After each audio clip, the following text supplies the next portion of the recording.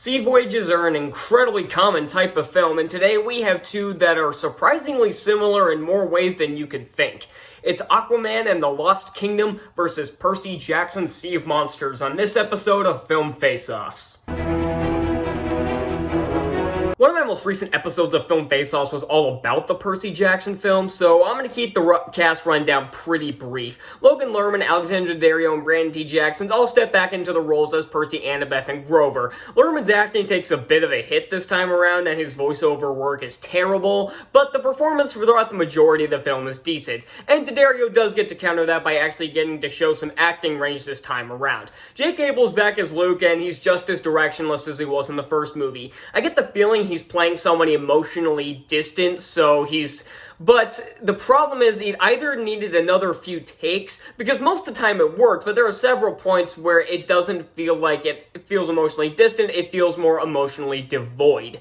A lot of the newcomers include Anthony Head replacing Pierce Brosnan as Chiron, Levin Rambin as a rival to Percy named Clarice LaRue, Percy's half-brother Tyson played by Douglas Smith, and stealing the show throughout the first half of the film is Stanley Tucci as Dionysus, who now helps Chiron run the camp.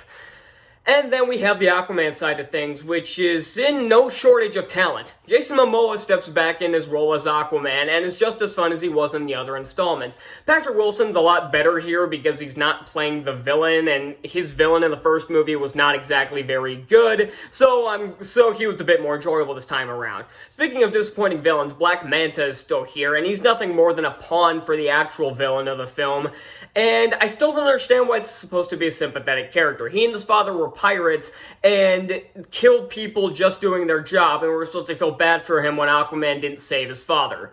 I never understood this, and I probably never will because it doesn't make any goddamn sense. Some other notable returns are Nicole Kidman and Temuera Morrison as Aquaman's parents, and Amber Heard as Mera. Now, plenty of people have already made jokes and comments and criticisms about her being in this movie, but honestly, she's not in the movie that much. She's in it a bit more than you'd think, but her role is a glorified side character, so she doesn't really do much. The cast for both films is pretty good, but both of them have an actor I can't stand, with Aquaman having Amber Heard, and Percy Jackson's having Ron Perlman, who played Polyphemus. So I guess they're even. When I said at the beginning of this video that these films were incredibly similar, I wasn't kidding. In both cases, the main hero has to team up with his brother to stop the villain of the film from getting an ancient artifact to resurrect a great evil. It's pretty similar, and the movies even kind of end the same. I'd say Percy Jackson is a bit stronger in the story department because we get an actual character arc for Percy this time around where he's largely doubting his abilities due to everybody else claiming he's a quote-unquote one-quest wonder. Clarice constantly belittles him, Mr. D constantly belittles him, and Luke taunts him throughout the film about him having to ultimately confront the prophecy in which he will either save or destroy Olympus. Aquaman, on the other hand, doesn't really have a character arc. I mean, I guess there's an arc about him trusting Orm, but that's not even much of an arc for him, considering he's the one who broke him out of prison in the first place, and Percy didn't really want to team up with his brother because he didn't want his brother around because he's a Cyclops, making it even harder for Percy to fit back in with his peers. But not only does Tyson have a lot of depth to him, honestly even more than Orm does, because Tyson is a monster and has always been seen as a monster, and Percy is finally the first person to treat him like a person. In Orm's case, he was a guy who was obviously evil in the first movie, is trying to redeem himself. It's definitely not a bad story, but it's one we've seen before. And no, don't get me wrong, we've seen the monster that's more human on the inside than most people are in plenty of other stories, but it's done here extremely well, and it's not forced. It's a really natural progression. And in Percy Jackson's case, I feel like there's a bit more at stake, because if Kronos rises, Olympus falls. And even, because in Aquaman's case, even if this ancient evil named Kordax, I think, even if he does rise, it seems like he's pretty easy to defeat. Now, don't get me wrong, Kronos ends up being pretty easy to defeat by the end of the film as well, but that's mostly because he had just risen from the sarcophagus, and unlike Kordax, wasn't even fully put together, And Percy at least had to fight him in order to defeat him, so he went out in a little bit better of a case than Cordax did. And both of these films are pretty fun. They both have a large comedic edge to them. They're not overly serious fantasy films like the Lord of the Rings films are, per se. So I'm able to watch either of these films and have a lot of fun with them. I just personally would prefer to watch Percy Jackson over Aquaman. The action and effects is really what made the first Aquaman movie. I mean, the movie itself was fine, but it was the action and effects that really got it popular.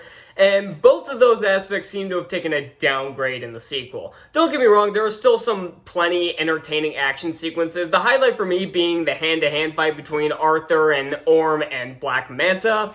But the rest of the fights, a lot of them take place underwater, and those are usually the worst fight scenes in this franchise. Because, again, the mechanics of how these people actually maneuver underwater doesn't make a whole lot of sense, and it's mostly just a cluttered mess. And it doesn't help the fact that a lot of the CGI in this film looks very artificial, and it looks so much worse on the big screen than it does at home. At home it looks a little better, but it still looks pretty bad about 90% of the time. Sea of Monsters had less than half the budget and somehow looks better. The Colchis Bull, the Hippocampus, Charybdis, Kronos, they all look outstanding, especially compared to today's work, where a lot of CGI today looks fake as fuck, and somehow CGI with a $90 million budget from 11 years ago can look better than $200 million CGI from today. That's kind of pathetic. The fight scenes in Sea of Monsters are really entertaining. A lot of them either consist of hand-to-hand fights, or it's them fighting some kind of monster. The Colchis Bull attack's a lot of fun, the Andromeda escape, the opening obstacle tower, and even the final battle's a lot of fun.